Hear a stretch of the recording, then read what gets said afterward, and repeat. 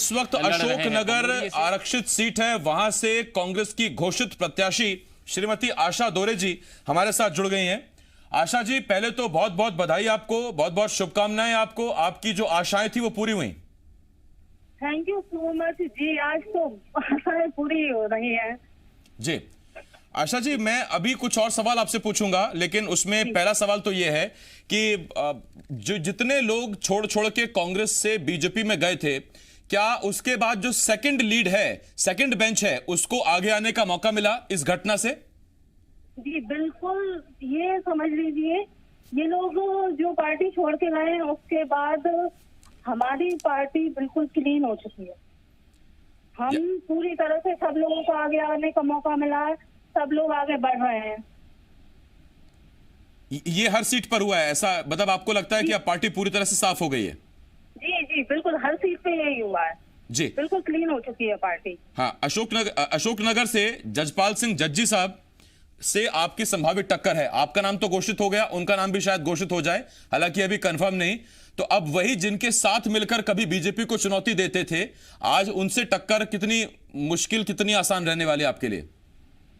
ये मुश्किल वाली बात नहीं है, क्योंकि जनता हमारे साथ है। उनके जो कार्यकाल रहा है उसमें जो कुछ उन्होंने किया है उसके मुताबिक तो सब लोगों को पता है कैसा क्या हुआ जब वो विधायक थे। और आज मैं इतने सालों से हम लोग पार्टी में काम कर रहे हैं, हमारा काम भी जनता ने देखा है। मेरी जो सासू माँ थी वो मेरे साथ, हम दोनों मिलकर कार्य कर रहे हैं, तो जनता उनको बहुत चाहती है और ये हम बिल्कुल टक्कर देंगे उनको। आशा जी, आपने जब अपनी सासू माँ का जिक्र किया, मुझे घटना याद आई। हाल में एक ऑडियो बहुत वायरल हुआ था जिसमें आपकी सासू माँ का दावा यह था कि इस सीट पर पैसे ले लिए गए और आपको टिकट नहीं दिया गया, आपको टिकट दिलवाना चाहती थी। तो इस बार भी कुछ पैसे उससे मांगे गए पार्टी से, या इस बार पूरा क्लीन है जैसे आप कह रहे हैं? इस बार क्लीन है जी। मैंने एक ही शब्द आपसे शुरुआत में कहा है, ये इस बात का जिक्र होने से पहले ये बात कही है कि सब कुछ क्लीन हो चुका है। अब सिर्फ प्रत्याशी का अपना जो उनकी जनता में जगह है, जो उन्होंने काम किया, उसके बलबूते फिट हुए हैं। तो आशा जी, बहू जो है वो बेटी होती है और माँ अपनी बेटी से कुछ छिपाती नहीं है। तो इसका मतलब पहले जो टिकटें बैठती रही हैं उसमें पैसे जाते थे क्या? जी, उसका छिपाती तो कुछ नहीं है, ये बात सही है, लेकिन इस बारे में मैं कुछ इसलिए नहीं कह सकती क्योंकि बताएं वो अलग बात थी और वहाँ पे जो कुछ भी हुआ हमारा, उसके बारे में प्लीज आप उसका कुछ ना हो तो ही अच्छा है। नहीं, आपकी सासू माँ ने जो आरोप लगाए थे वो बहुत गंभीर थे। तो वो पैसा किस स्तर तक जाता था, कहां तक जाता था? क्योंकि उन्होंने तो सीधा ज्योतिरादित्य सिंधिया को फोन करके अपनी बात कही थी। देखिए, आरोप वाली आप जो आपने ऑडियो है उसका आपको करना है, मुझे चेक होती है वो आप कर सकते हैं। आरोप वाली बात जो कुछ बोला गया था, जो आपने सुना है वो बिल्कुल सच बात। ठीक है आशा जी, बहुत बहुत शुभकामनाएं आपको एक बार फिर से, और आपका नाम घोषित हो गया, बधाई हो आपको। आशा दोरे जी इस वक्त हमारे साथ जुड़ी हुई थी अशोकनगर विधानसभा सीट से। अशोकनगर आरक्षित सीट है और आपको बता दें कि आशा दोहरे की जो सास हैं उन्होंने हाल ही में एक बहुत बड़ा आरोप जी मध्य प्रदेश छत्तीसगढ़ पर लगाया था। ज्योतिरादित्य सिंधिया के स्टाफ पर यह आरोप था कि उन्होंने टिकट दिलाने के नाम पर पैसे दिए, टिकट मिल गया किसी और को। आपको याद होगा 2018 में जजपाल जज्जी वहां से लड़े, जीते और आशा दोरे रह गई थी। लेकिन इस बार आशा दोरे जी की दूसरी बार में आशा पूरी हो गई। शैलेंद्र सिंह ग्वालियर से लगातार मेरे सहयोगी हमारे साथ बने हुए हैं, नजर बनाए हुए हैं। शैलेंद्र, आशा दोरे के लिए यह घटना इसलिए फायदेमंद साबित रही कि जजपाल जज्जी ने जैसे ही बीजेपी ज्वाइन की तो उसके बाद आशा दोरे जो एक सेकंड बेंच की नेता थी और उनकी सास भी बहुत एक्टिव है वहां पर, उनको अब टिकट मिल गया। लेकिन तब जब हम सवाल पूछते हैं कि पहले क्या पैसा बढ़ता रहा है, वो तब भी उस सवाल से बचती नजर आई। हमने जब उनसे पूछा कि इस बार बिल्कुल क्लीन है मामला, तो वो कुछ बहुत खुलकर साफ कह नहीं पाई, शायद सेफ खेलना चाहती हैं। देखिए, मुझे लगता है कि वो इस समय इस बात को इसलिए भी नहीं कहना चाहती कि उनका अभी अभी टिकट हुआ है और ऐसे में वो कुछ भी ऐसी बात कहकर विवादों में नहीं पड़ना चाहती हैं जिसको लेकर कांग्रेस को कोई आपत्ति हो या कांग्रेस कहीं असमंजस की स्थिति में उनके बयान को लेकर आ जाए। और जैसा कि आपने कहा कि सेकंड बेंच के जो लीडर्स हैं वो न केवल आशा दोहरे के साथ हुआ है बल्कि ग्वालियर चंबल संभाग के तमाम ऐसे नेता जो हैं जिनको इस बार टिकट दिया है कांग्रेस ने, वो सेकंड बेंच के ही नेता थे। अगर ग्वालियर विधानसभा की बात करें तो वहाँ से प्रद्युम्न सिंह तोमर हमेशा से चुनाव लड़ते आ रहे हैं, पिछले 3-4 बार की बात करें। लेकिन इस बार जो है पार्टी ने सुनील शर्मा को अपना प्रत्याशी बनाया। सुनील शर्मा वहाँ पिछली बार भी 2018 के चुनाव में भी दावेदारी कर रहे थे, लेकिन किन्हीं कारणों से उनका टिकट कट गया था। हालांकि सुनील शर्मा को सिंधिया का धुर समर्थक माना जाता था और ये माना जा रहा था कि जब सिंधिया पार्टी छोड़ के गए तो वो भी पार्टी छोड़ सकते हैं, लेकिन उन्होंने अपनी पार्टी के प्रति निष्ठा जो है वो बनाए रखी। और ग्वालियर चंबल संभाग की कांग्रेस ने जिस तरीके से सिंधिया के साथ आवाज खिलाफ जो आवाज बुलंद की, उसमें सुनील शर्मा की भी आवाज जो है वो रही। तो यही कारण है कि उनको मौका मिला है। अगर बात उसी तरह करें कि दिमनी विधानसभा क्षेत्र की, रविंद्र भड़ौसा कोई कांग्रेस के लिए पहला नाम नहीं है। रविंद्र सिंह तोमर इससे पहले भी 2 बार कांग्रेस के टिकट पर चुनाव लड़ चुके हैं। हालांकि वो बहुत ही मामूली मार्जिन से, यानी 1500 से 1000 वोटों के बीच वो चुनाव हारते रहे, लेकिन लगातार वो 2 चुनाव हारे और यही कारण है कि उनका तीसरी बार में टिकट काट दिया गया था और गिरिराज डंडोतिया को एक बार कांग्रेस का प्रत्याशी बनाया गया था। लेकिन गिरिराज डंडोतिया जिस तरीके से बीजेपी में गए हैं, उसके बाद कहीं ना कहीं एक बार फिर पार्टी ने रविंद्र पर भरोसा जताया है। और जो अंबा की बात कर रहे थे, अंबा जो है आरक्षित सीट है। लंबे समय से वैसे वो कांग्रेस की सीट नहीं है और लंबे समय से वो बीजेपी की परंपरागत सीट है। और सत्यप्रकाश सखवार, जिन्हें कांग्रेस ने अपना प्रत्याशी बनाया है, वो बसपा के चुनाव में 2013 में जो है वो चुनाव जीते थे और बसपा के वो प्रदेश अध्यक्ष भी थे उस समय। लेकिन उनको कहीं ना कहीं कांग्रेस ने मनाने में कामयाब रही है और उनको पार्टी में लेकर आई है और उनको टिकट भी दिया है। ये बात बिल्कुल सही है कि ये इलाका जो है सखवार बाहुल्य होने के साथ साथ तोमर बाहुल्य इलाका भी है। नरेंद्र सिंह तोमर का घर इस इलाके में आता है। तो दिमनी और अंबा दोनों सीटें ऐसी हैं जहां नरेंद्र सिंह तोमर का सीधा जो है असर इन सीटों पर होता है और ऐसे में कांग्रेस ने जानबूझकर बहुत ही अच्छे कैंडिडेट को उतारा है और बहुत जल्दी उतारा है, क्योंकि कांग्रेस नहीं चाहती है कि उस इलाके में देर हो जाए। क्योंकि जिस तरीके से लगातार कार्यक्रम बीजेपी ने शुरू कर दिए हैं, भले ही सरकारी आयोजन हो रहे हो, लेकिन प्रत्याशियों को तो मंच पर लाया ही जा रहा है, उनके बारे में जनता को बताया ही जा रहा है। तो यही कारण है कि उन सीटों पर जल्दी से प्रत्याशी घोषित किए गए हैं। इसके अलावा अगर बात करें फूल सिंह बरैया की, उन्हें भांडेर से उतारा गया। भांडेर से वो एक बार विधायक रह चुके हैं, हालांकि वो उस समय बसपा में थे, लेकिन इस बार अब वो कांग्रेस की तरफ से ताल ठोकेंगे। तो ये जो सीटें हैं ग्वालियर चंबल संभाग की गोहद की, जिस तरीके से संदीप जी बता रहे थे कि मेवाराम जाटव को दिया, मेवाराम जाटव इससे पहले भी लाल सिंह आर के खिलाफ चुनाव लड़ चुके हैं। तो जो चेहरे हैं वो पुराने चेहरे हैं। अधिकांश वो लोग हैं या तो पहले चुनाव लड़ चुके हैं या फिर चुनाव हारने के बाद,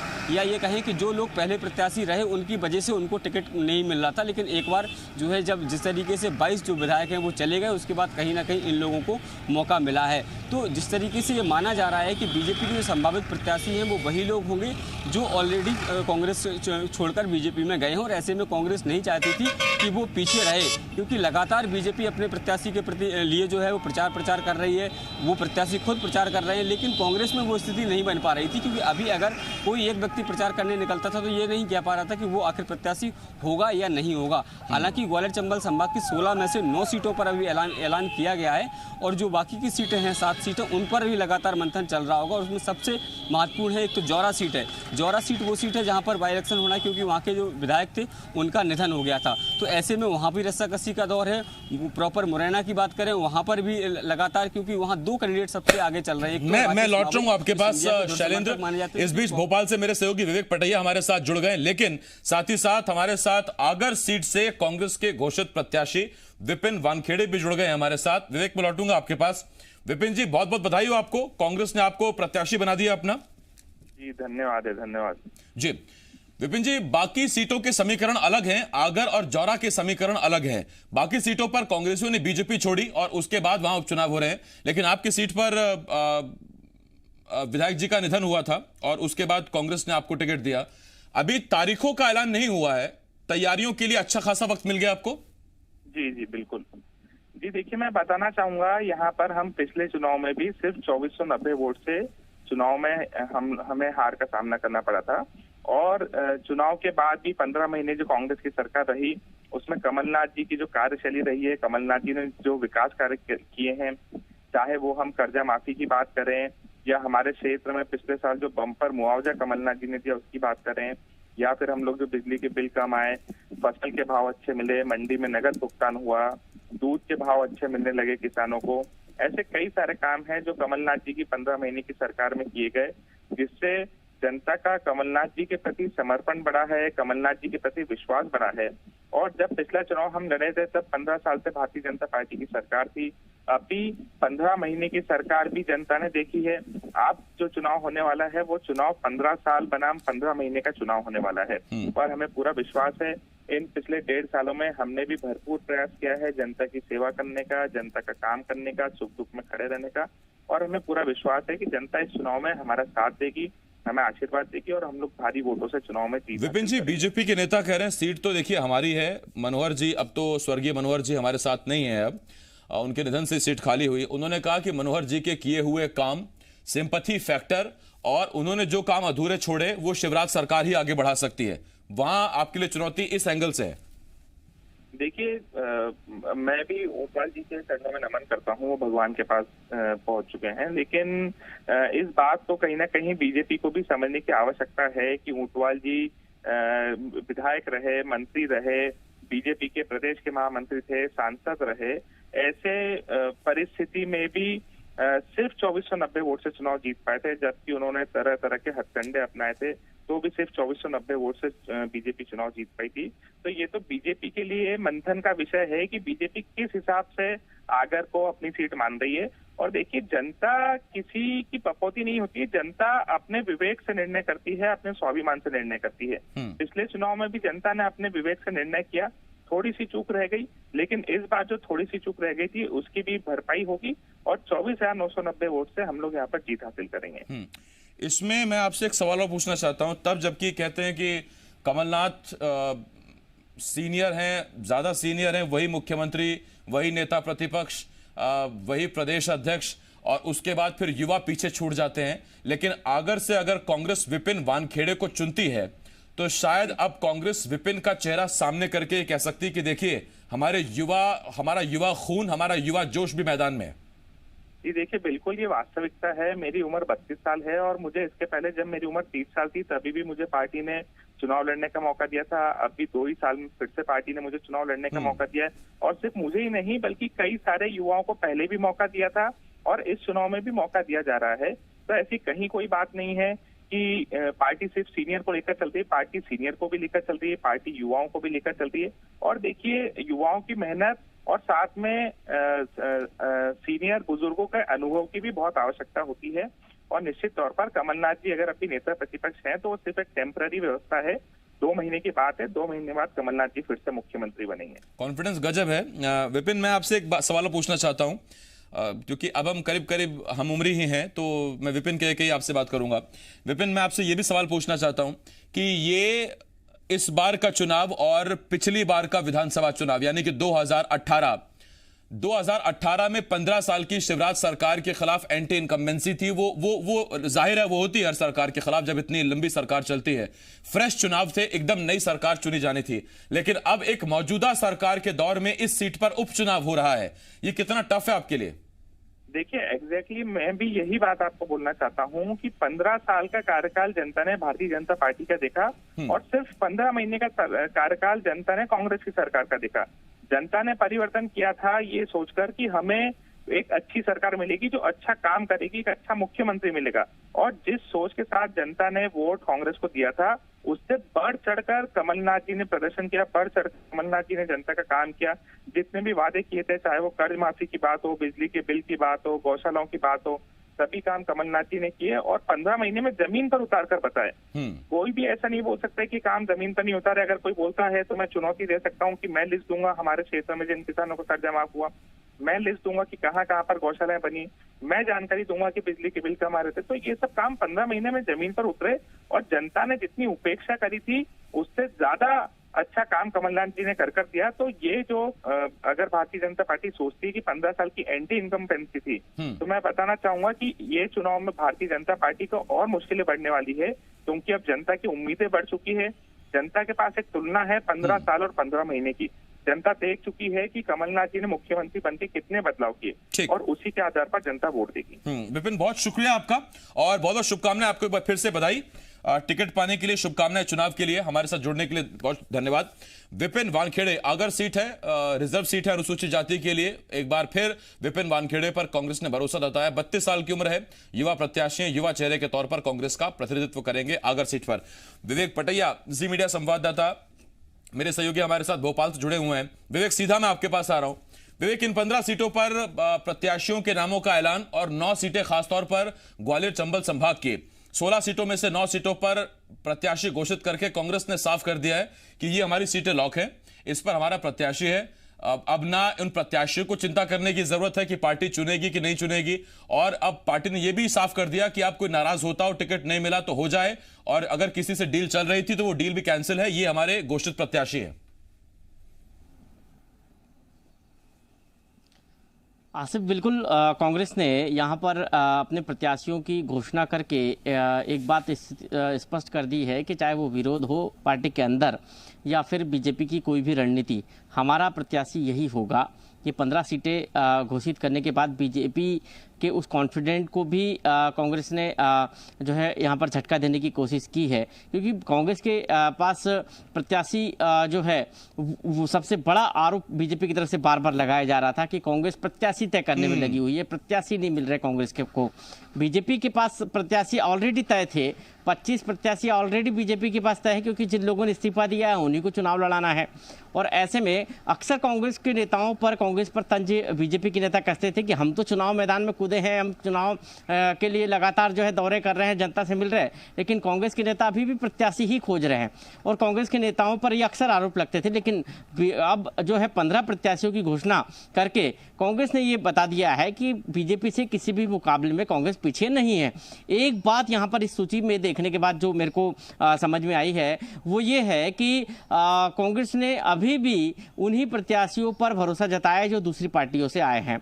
कई प्रत्याशी ऐसे हैं जो दूसरी पार्टियों से आकर जो है कांग्रेस में जो है स्थापित होने की कोशिश कर रहे थे, सबसे उनको चौंकाने पार्टी वाला ने यहाँ तो पर देखिए, प्रत्याशी हम भी बनाया है। लगातार नजरें बनाए रहते हैं, जनता भी देखती रहती है, जो खबरें आती हैं इस माहौल में या इस चुनावी मौसम में, वो इस तरह की आती है कि देखिए आज नाम मंगाए गए हैं, आज लिस्ट जारी की गई जिसमें 3 नाम स्क्रूटनी की गई है, स्क्रूटनी हो रही है, अब उन नामों पर मंथन हो रहा है। आज एक नए दौर की बैठक है, केंद्रीय पर्यवेक्षक आ रहे हैं, वो इस पर राय जुटा रहे हैं, बायोडेटा मांगे गए हैं, अब आला कमान के पास बड़े नेता जा रहे हैं, वहां चर्चा होगी। ये कितनी जल्दी हो गया, कितना फटाफट हुआ, आला कमान से अनुमति मिल गई, लिस्ट सीधा सामने आ गई, ये बताता है कि तैयारियां लंबे दौर से जारी थी और बड़े गुपचुप तरीके से तैयारियां ये चली भी जा रही थी। बहुत ज्यादा खुलकर तैयारियां आ नहीं पाई इस तरह की, नहीं तो अमूमन इस दौर में इस तरह की खबरें बहुत तेजी से आती है। इन पर भी हम बात करेंगे, छोटे से ब्रेक के लिए हमें रुकना होगा। विवेक, बहुत आप धन्यवाद, लेकिन बने रहे हमारे साथ। शैलेंद्र, आप भी हमारे साथ बने रहे, एक छोटा सा ब्रेक है, जल्द लौट रहे।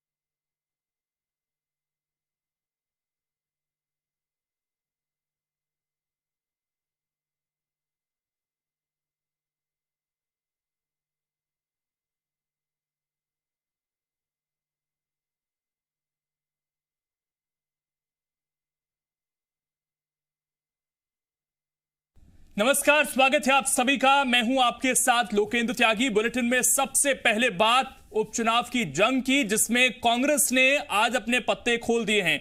दरअसल विधानसभा उपचुनाव के लिए कांग्रेस ने अपने 15 प्रत्याशियों की घोषणा कर दी है, जिसमें दिमनी से रविंद्र सिंह तोमर, अंबास से सत्यप्रकाश को प्रत्याशी बनाया गया है, गोहद से मेवाराम जाटव और ग्वालियर से सुनील शर्मा उम्मीदवार होंगे। डबरा से सुरेश राजे और भांडेर से फूल सिंह बरैया को टिकट है। करैरा से प्रागीलाल जाटव, बमोरी से कन्हैयालाल अग्रवाल को टिकट दिया गया है। अशोकनगर से आशा दोहरे, अनूपपुर से विश्वनाथ सिंह कुंजाम होंगे प्रत्याशी। सांबेर से प्रेमचंद गुड्डू, सांची से मदन लाल चौधरी, अहिरवार को टिकट दिया गया है। आगर से विपिन वानखेड़े, हाटपिपलिया से राजवीर सिंह बघेल होंगे उम्मीदवार। नेपानगर से रामकृष्ण पटेल को कांग्रेस ने चुनावी में उतारा है। ये 15 नाम हम आपको दिखा भी रहे हैं आपकी स्क्रीन पर, और हमारे 2 सहयोगी भी लगातार जुड़े हुए हैं। ग्वालियर से शैलेंद्र हमारे साथ जुड़े हुए हैं और विवेक पटैया भोपाल से लगातार जुड़े हुए हैं चर्चा करने के लिए। शैलेंद्र, सबसे पहले ग्वालियर में हम पिछले कुछ दिनों से देख रहे हैं लगातार भारतीय जनता पार्टी प्रचार कर रही है, तमाम रैलियां हो रही हैं, मुख्यमंत्री खुद काफी ज्यादा एक्टिव हैं। अब कांग्रेस के भी कुछ प्रत्याशी सामने आ गए हैं, तो अब जो प्रचार है वो और तेज होगा। हालांकि ये प्रत्याशी अपने अपने क्षेत्रों में लगातार प्रचार कर रहे थे, इन्हें आभासा की टिकट मिलेगा, लेकिन अब क्योंकि कंफर्म हो गया है तो प्रचार और तेज होगा।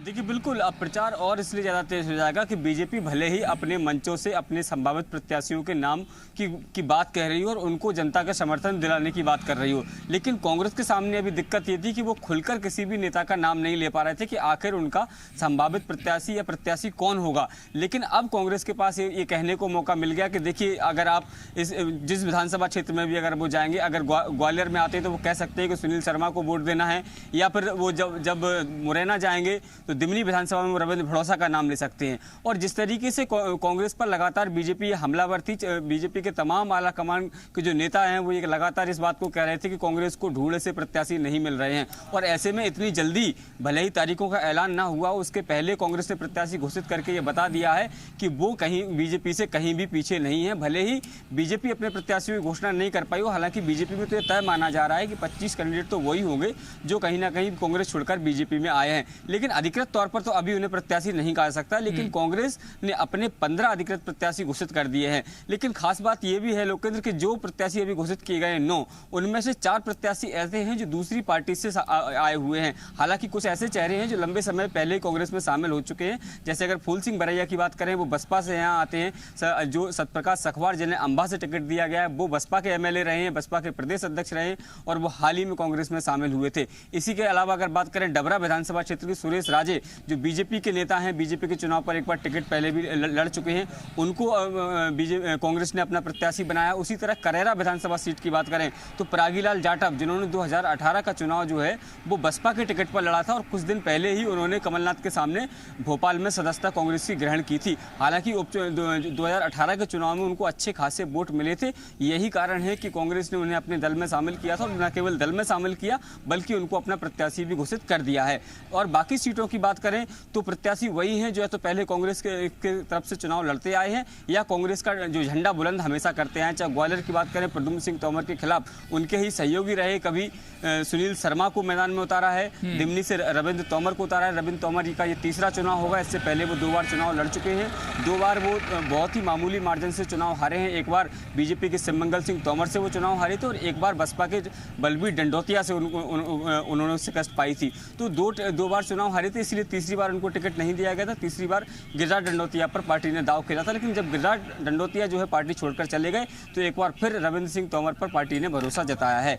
मेवाराम जाटव की बात करें, जो गोहद विधानसभा क्षेत्र से आते हैं, वो पहले भी लाल सिंह आर्य के खिलाफ चुनाव लड़ चुके हैं। हालांकि उनको जीत नहीं मिली थी, लेकिन वो चुनाव तो लड़ ही चुके हैं। तो अगर ये देखें, ओवरऑल ग्वालियर चंबल संभाग की 16 में से 9 सीटों पर ऐलान कर दिया गया है। बाकी जो सीटें हैं जो बची हुई हैं, उन पर कहीं ना कहीं कोई ना कोई पेच है, क्योंकि जौरा विधानसभा से भी 3-4 लोग जो हैं वो दावेदारी कर रहे हैं। बात अगर सुमावली की करें, यहाँ से बीजेपी की तरफ से अदल सिंह कंसाना जो है वो प्रत्याशी होंगे, लेकिन उनके सामने कौन प्रत्याशी होगा ये बहुत महत्वपूर्ण है, क्योंकि उस सीट पर कांग्रेस के भी कई जो नेता हैं, स्थापित नेता हैं, वो प्रयासरत हैं। इसके अलावा हाल ही में बीजेपी से कांग्रेस में शामिल हुए जो शुक्रिया आपका जुड़ने के लिए शैलेंद्र, और जानकारी देने के लिए। रविंद्र सिंह तोमर इस वक्त हमारे साथ जुड़ गए हैं फोन लाइन पर, और दिमनी से ये चुनाव लड़ेंगे। रविंद्र जी, बहुत स्वागत है आपका जी मध्य प्रदेश छत्तीसगढ़ पर। रविंद्र जी, एक बार फिर से पार्टी ने विश्वास जताया है। पिछली बार टिकट नहीं मिला था, लेकिन इस बार फिर से आपकी याद आई है पार्टी को, कितना भरोसा जीत का?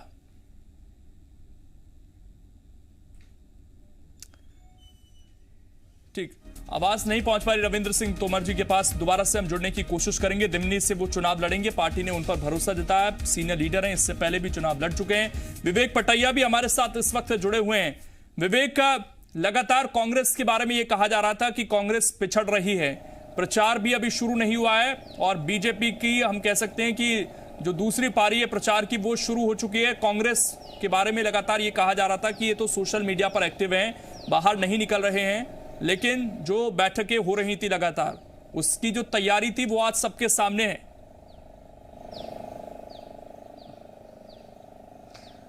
देखिए, सबसे पहले कांग्रेस ने अपने सारे सर्वे और सारी रिपोर्ट्स जो है उसको आधार बनाकर ही प्रत्याशियों का ऐलान किया है। कांग्रेस ने जमीनी हकीकत जानने के बाद प्रत्याशियों का ऐलान किया है, क्योंकि कांग्रेस के सामने इस वक्त सबसे बड़ी दुविधा यही थी कि इन सीटों पर कैसे विजय हासिल करे, क्योंकि सत्ता से जाने के बाद कांग्रेस को इन सीटों को जीतना काफ़ी महत्वपूर्ण है, और 1-2 सीट जीतना जरूरी नहीं है, 27 की 27 सीटें जीतना कांग्रेस के लिए जरूरी है। और इसलिए कांग्रेस ने हर स्तर का सर्वे किया, और सर्वे में जो उपयुक्त प्रत्याशी लगा वो कांग्रेस ने चुना है। हालांकि यहाँ पर कांग्रेस की सूची में हम ये देखें तो कांग्रेस को अपनी पार्टी के नेताओं पर कम विश्वास रहा है, दूसरी पार्टी से आए नेताओं पर ज़्यादा विश्वास रहा है। कन्हैयालाल अग्रवाल को KL अग्रवाल को टिकट देना ये बता रहा है कि बीजेपी से KL अग्रवाल सिर्फ ये कहकर कांग्रेस में आए थे कि हो सकता है उनको यहाँ पर मौका मिले, और वो मौका कांग्रेस ने दिया भी उनको, और टिकट दे दिया बमूरी से, और अब वो कांग्रेस की प्रत्याशी होकर चुनाव लड़ेंगे। पिछले दिनों वो बड़े जोर शोर के साथ कांग्रेस में शामिल हुए थे, तो दूसरी पार्टी से आए नेता उनको प्रत्याशी बनाया। एक और हम यहाँ बात करें, फूल सिंह बरैया पिछले कई दिनों से अलग अलग पार्टियों में रहे हैं। पहले बहुजन समाज पार्टी में रहे, फिर बहुजन संघर्ष दल एक उन्होंने अपना दल बनाया, उसके बाद उन्होंने बीजेपी का दामन थाम लिया, लंबे समय तक बीजेपी में रहे, और अब वो फिर कांग्रेस में शामिल हुए और कांग्रेस ने उनको प्रत्याशी बनाया। हालांकि कांग्रेस ने राज्यसभा का भी प्रत्याशी बनाया था। विवेक, मैं आपको रुकूंगा। रविंद्र सिंह तोमर जी इस वक्त हमारे साथ जुड़ गए हैं, दिमनी से वो चुनाव लड़ेंगे। रविंद्र सिंह तोमर जी, सबसे पहले बधाई, पार्टी ने भरोसा आप पर जताया है। कितनी बड़ी चुनौती मानते हैं इस सीट को अपने लिया? हेलो, आवाज पहुंच पा रही है आप तक सर? जी जी बताएं भैया, आवाज आ रही है। रविंद्र सिंह तोमर जी, कितनी चुनौती मानते हैं इस सीट पर अपने लिए, क्योंकि भारतीय जनता पार्टी हमेशा से मजबूत रही, उसके बाद बहुजन समाज पार्टी, अगर पिछला चुनाव देखें तभी कांग्रेस की आज जीत लगी, इससे पहले दूर दूर तक कांग्रेस इस सीट पर दिखाई नहीं देती थी। हेलो, आवाज पहुंच पा रही है आप तक सर? हाँ, बाहर आ गया हूँ, मैं अंदर था तो नेटवर्क नहीं आ रहा था। सही है, ठीक, अभी ठीक से आवाज आ रही है रविंद्र जी? हाँ सही है। मेरा सवाल ये था कि पहले तो आपको बधाई कि आपको टिकट मिला है, लेकिन कितनी बड़ी चुनौती मानते हैं आप दिमनी से अपने लिए? Thank you sir. दिमनी विधानसभा क्षेत्र में जो इस बार क्या पूरे मध्य प्रदेश में कांग्रेस पार्टी ने जो टिकट दिए हैं वो सर्वे के आधार पर दिए हैं, उसमें दिमनी भी हमारा शामिल है। हेलो, बोलिए बोलिए सर, आवाज आ रही है आपकी। हाँ, वो दिमनी भी शामिल है। सर्वे में जनता का सर्वे हुआ और जनता ने हमारा नाम सर्वे में सबसे ऊपर रखा, इसलिए पार्टी ने हम पर भरोसा किया। लेकिन जो इतिहास है सीट का सर, 1980 से लेकर 2013 तक केवल एक बार कांग्रेस जीती थी, लगातार भारतीय जनता पार्टी यहां पर जीतती रही। नरेंद्र सिंह तोमर जो कि केंद्रीय मंत्री हैं, उनका अच्छा खासा प्रभाव इस सीट पर माना जाता है, तो आपको लगता है कि इतना आसान होगा आपके लिए जीतना? देखिए साहब, ऐसा है, प्रजातंत्र में जनता सर्वोपरि है, और जनता के मन में एक बात है कि मैं 2 बार वहाँ चुनाव लड़ा, थोड़े थोड़े अंतर से चुनाव हारा, कहीं मिसमैनेज हुआ, पहला चुनाव टेबल पर मिसमैनेज हुआ, और इस परिस्थिति में जनता को पता है, तो जनमानस की सहानुभूति भी हमारे साथ, और जो हमारी 15 साल की सेवा है जनता के बीच में उत्तरोत्तर संपर्क रखना, उनके सुख दुख में शामिल होना, उनकी जो परेशानियां हैं उनको प्रशासन के सामने उजागर करना, ये जनप्रतिनिधियों के सामने रखना, ये सारी बातें जनता के जहन में है, इसलिए हम इस संघर्ष को जीतेंगे। और दूसरी बात उससे भी महत्वपूर्ण, जो ये चुनी हुई सरकार को 35-35 करोड़ रुपए लेकर के विधायक ने पलायन किया और सरकार को गिराया, ये एक तरह से अन्याय है। जनता के दिमाग में है कि उनके वोट के साथ छलावा हुआ और लोकतंत्र की हत्या हुई, यही कारण है। गिरिराज दंडोतिया संभावित उम्मीदवार हो सकते हैं आपके सामने, पिछली बार वो जीत कर आए हैं, आपको लगता है कि आप लोग माहौल बदल पाएंगे उनके खिलाफ? देखिए, उनके खिलाफ माहौल का जो अभी उन्होंने कृत्य किया है कि पलायन किया है, पार्टी छोड़ी है, और वो भी जो है जनता के दिमाग में है। ये जनता कहती है कि हमारे वोट को दिखा है, तो जनता इसको माफ नहीं करेगी। दूसरे 15 महीने का जो उनका कार्यकाल है वो बहुत संतोषजनक नहीं है। उन्होंने तमाम लोगों को इस तरह से हैरेसमेंट किया, तमाम दलाली की, तमाम चीजें की, वो सारी बातें जनता के बीच में है। जनता कहती है, मैं नहीं कह रहा हूँ, जनता कहती है चीज।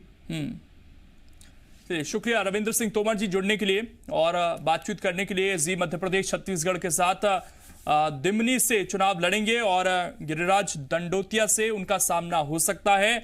उनका यह कहना है कि सर्वे हुआ था, जनता के सर्वे में उनका नाम आया है और इसीलिए उन्हें टिकट दिया गया है। विवेक हमारे साथ लगातार जुड़े हुए हैं। विवेक, कांग्रेस पार्टी के सर्वे का जिक्र आप कर रहे थे, वही जिक्र अभी तोमर साहब भी कर रहे थोड़ी देर पहले कि मेरा नाम आया और उस आधार पर टिकट दिया है। अगर सर्वे सब कुछ है तो ये जो 3-4 लोग बाहरी हैं, इसमें कुछ बीएसपी के हैं, कुछ बीजेपी के हैं, फिर इन्हें किस आधार पर टिकट दे दिया गया? अगर सर्वे ही सब कुछ मैटर कर रहा था, क्या इनका भी सर्वे कराया गया वहां पर? देखिए, यही एक जो है प्रश्न खड़ा होता है कि आप कई स्तर के सर्वे कराते हैं, कई एजेंसियों से करवाते हैं, निजी स्तर पर भी सर्वे कराते हैं, और इन सब सर्वे में आपके कार्यकर्ता, आपके वरिष्ठ नेता या आपके वहाँ के लोकप्रिय नेताओं को दरकिनार करके यदि दल बदलुओं को टिकट दे दिया जाए तो फिर सर्वे किस काम का? इस सूची में हम देखें तो कई दल बदलुओं को टिकट दिया है और जिन का आरोप भी कुछ देर पहले कांग्रेस के तमाम नेता भी लगा रहे थे कि सीट बेचकर जो है लोगों ने इस्तीफा दिया और जो है बीजेपी में चले गए, तमाम चीज़ें। तो ऐसी स्थिति में फिर आप यदि इन लोगों को टिकट दे रहे हैं तो ये भी एक तरीके से वही आरोप हुआ। हम बात कर रहे हैं यदि के अग्रवाल की, तो बीजेपी से कांग्रेस में शामिल हो गए, उनको टिकट मिल गया। फूल सिंह बरैया बीएसपी में थे, फिर बहुजन संघर्ष दल में गए, फिर अब कांग्रेस में आ गए बीजेपी छोड़कर, तो इनको टिकट दिया। इसके अलावा प्रागीलाल जाटव को टिकट दिया, वो बीएसपी में रहे, कभी बीजेपी में भी रहे, उनको टिकट दे दिया गया है। प्रेमचंद गुड्डू पहले कांग्रेस में थे, फिर बीजेपी में चले गए, अब फिर कांग्रेस में आ गए, उनको टिकट दे दिया। तो ये जो नाम है, ये वो नाम है। सकरवार की बात करें तो पहले बीएसपी के प्रदेश अध्यक्ष हुआ करते थे, 2018 के चुनाव में कांग्रेस में आ गए, अब कांग्रेस ने उनको प्रत्याशी बना दिया। तो ये वो नाम है जो दल बदलू है और दल बदल के जो है कांग्रेस में शामिल हुए और उनको टिकट दिया गया। तो फिर कांग्रेस का जो आम कार्यकर्ता है, जिसके नाम पर आप सर्वे कर रहे हैं, जिसको आप कह रहे हैं कि हम सर्वे करेंगे तब आपको टिकट देंगे, और ऐसे स्थिति में दूसरे दलों से आए हुए नेताओं को टिकट दे देना, तो उन नेताओं, उन कार्यकर्ताओं की उम्मीदों पर भी पानी फिरता है जो आस लगाकर बैठे थे कि आज नहीं तो कल हमको टिकट मिलेगा। सबसे बड़ी चुनौती कांग्रेस को ग्वालियर चंबल क्षेत्र में प्रत्याशी चयन को लेकर ही थी। हालांकि कांग्रेस ने यहां पर बाजी मारी है और कई सीटों पर प्रत्याशी अपने घोषित कर दिए। ग्वालियर चंबल में 16 सीटों पर चुनाव होना है, उसमें से आधे से ज्यादा सीटों पर प्रत्याशी घोषित कर दिए कांग्रेस ने। तो ये एक बड़ी जंग यहां पर कांग्रेस ने जीत ली है। लेकिन कह सकते हैं कि जो दूसरी पार्टी से आए हुए लोग, क्या कांग्रेस की नज़र में जिताऊ प्रत्याशी है, क्या वो चुनाव जिता सकते हैं कांग्रेस को? क्योंकि वो मोमेंट है जब कांग्रेस को हर सीट महत्वपूर्ण है। कांग्रेस को 27 में से 27 सीटें जीतना है यदि सत्ता में आना है, वापस आना है। तो ऐसी स्थिति में कांग्रेस एक कह सकते हैं जोखिम ले रही है इन लोगों पर जो है। बिल्कुल, अब देखना है कि केएल अग्रवाल ये जो प्रत्याशी हैं कितने जिताऊ साबित होंगे। विवेक, शुक्रिया आपका जुड़ने के लिए। कुछ प्रत्याशियों से जी मध्य प्रदेश छत्तीसगढ़ ने बातचीत भी की है और अपनी जीत का दावा भी किया है। ग्वालियर की आपको बता दें कि 16 सीटों पर उपचुनाव होने, जिसमें से 9 सीटों पर प्रत्याशी घोषित कर दिए गए हैं, 7 सीटें अभी भी बची हुई हैं। लेकिन अब ग्वालियर में जो प्रचार है वो और तेज होगा। फिलहाल छोटा सा ब्रेक।